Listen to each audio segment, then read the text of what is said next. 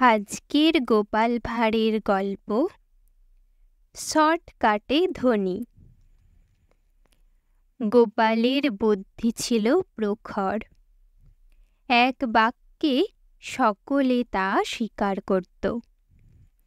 তার জন্য গোপালের সঙ্গে নানান ধরনের লোক প্রায়ই দেখা করতে আসত।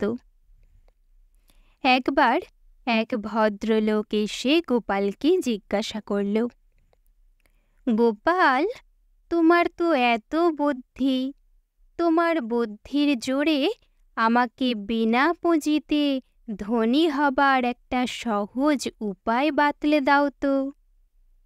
গোপাল হেসে বললেন, ধনী হবার সহজ উপায় বাতলে দিতে পারি, কিন্তু ফি বার করুন 10 টাকা।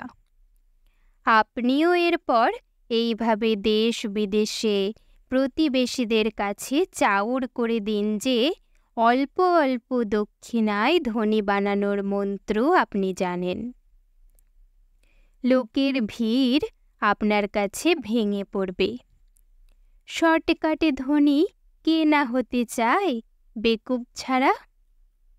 আপনি সকলের কাছ থেকে এইভাবে ধনী বানানোর ফর্মুলা বাতলে দেওয়ার প্রতিশ্রুতি দিয়ে যদি 10টা করে টাকাও আদায় করতে পারেন, তাহলে আপনি বিনা পুঁজিতে অতি সহজেই ধনী হয়ে যাবেন।